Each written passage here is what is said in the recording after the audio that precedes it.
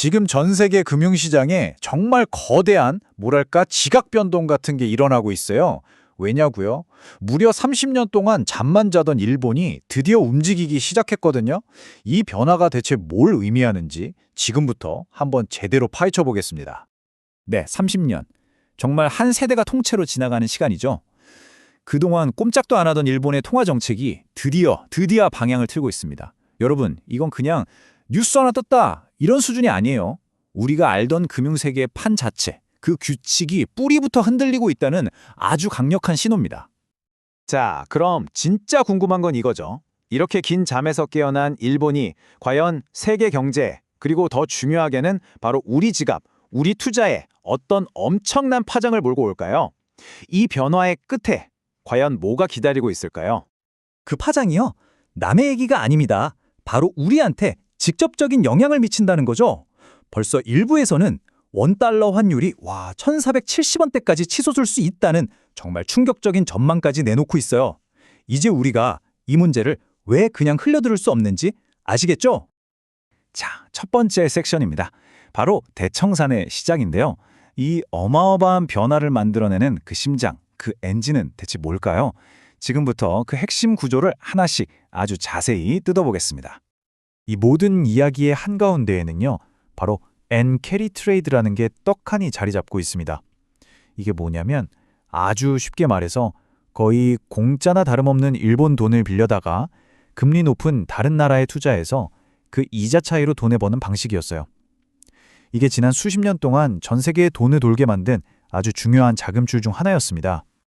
원리는 진짜 정말 간단해요. 자, 보세요. 1단계, 이자가 거의 0에 가까운 일본에서 엔화를 빌려요. 2단계, 그 돈으로 뭘 하냐? 금리가 훨씬 높은 미국 국채 같은 자산을 삽니다. 그럼 어떻게 될까요? 3단계, 가만히 앉아서 그 금리 차이만큼 돈을 버는 거죠. 정말 땅 짚고 헤엄치기 아니었을까요? 하지만 그 좋았던 파티는 이제 끝났습니다. 제로금리라는 신나는 잔치는 막을 내렸고요. 이제 일본 금리가 0.75%를 넘어서 심지어 1.5%까지도 갈 수 있다는 얘기가 나와요.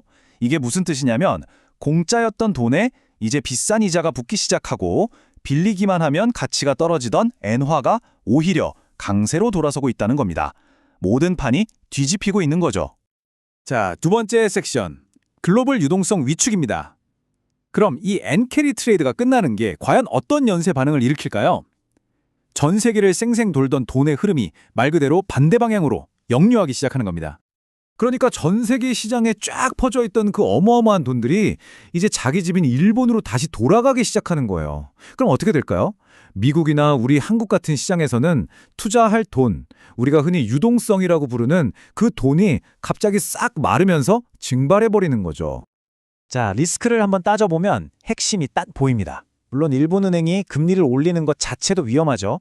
하지만 진짜 시한폭탄은 바로 이 엔캐리 트레이드 청산입니다. 이게 얼마나 큰 규모인지 아무도 몰라요. 그래서 위험도가 매우 높음인 겁니다. 물론 이 충격이 너무 커서 시장이 막 무너지면 미국이 다시 돈을 풀 수도 있겠죠. 근데 그건 일단 시장에 한번 된통 얻어맞고 난 다음에나 기대해 볼 수 있는 이야기입니다. 세 번째 섹션, 새로운 안전자산입니다. 자, 이렇게 시장이 불안한데 그럼 우리는 도대체 어떻게 우리 자산을 지켜야 할까요? 분명한 건 예전에 쓰던 오래된 공식, 그 낡은 포트폴리오는 이제 깨졌다는 겁니다. 새로운 해법이 필요할 때죠. 예전부터 주식 60, 채권 40이면 안전하다고들 했잖아요. 그거 이제 옛날 얘기가 됐습니다.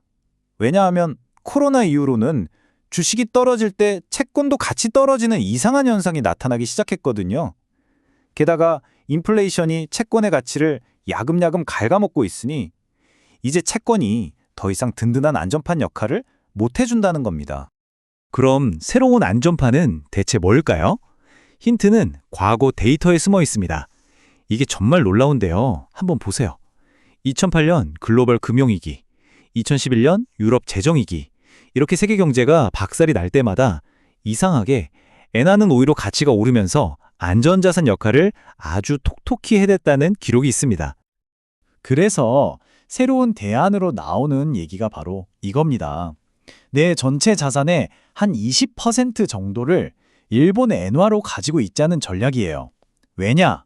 주식시장이 와르르 무너질 때 엔화 가치가 딱 올라주면서 그 손실을 막아주는 아주 강력한 방패가 될 수 있다는 거죠. 자, 마지막 네 번째 섹션입니다. 두 개의 한국. 이제 시선을 우리 바로 한국 시장으로 한번 돌려보겠습니다. 이 거대한 글로벌 흐름 속에서 우리 국내 투자자들은 대체 어떤 전략을 짜야 할까요? 일단 가장 먼저 생각해 볼 건 이거예요. 그동안 아시아 시장에 들어왔던 외국인 자금들이 한국을 떠나서 일본으로 싹 방향을 틀 가능성이 아주 커집니다. 그럼 어떻게 될까요? 당연히 우리나라 돈, 원화의 가치를 끌어내리는 엄청난 압력으로 작용하겠죠. 이런 상황이 오면요, 한국 시장은 아주 뚜렷하게 둘로 쪼개질 겁니다. 한쪽은 내수기업, 다른 한쪽은 수출기업. 내수 경기는 아무래도 부진할 걸로 보이고요. 반면에 수출기업들은 여전히 펀더멘털이 아주 튼튼합니다. 자, 그럼 답은 나왔죠? 투자 전략도 명확해지는 겁니다. 내수 쪽 비중은 줄이고 수출기업에 집중하는 거죠. 그러니까 가장 중요한 핵심 딱 하나만 꼽으라면 바로 이겁니다. 시장이 불확실하고 어려워질수록 우리는 기본으로 돌아가야 합니다. 펀더멘털, 즉 실적이 확실하고 달러를 척척 벌어들이는 능력이 뛰어난 그런 수출 대표 기업들. 여기에 집중하는 게 지금으로서는 가장 합리적인 선택이라는 거죠. 30년 만에 이 거대한 전환점. 이미 시작됐습니다. 글로벌 유동성 위기, 이거 이제 더 이상 남의 얘기, 먼 미래의 얘기가 아니에요. 마지막으로 여러분께 질문 하나 던지겠습니다. 다가오는 이 거대한 파도 앞에서 여러분의 포트폴리오는 과연 준비가 되셨습니까?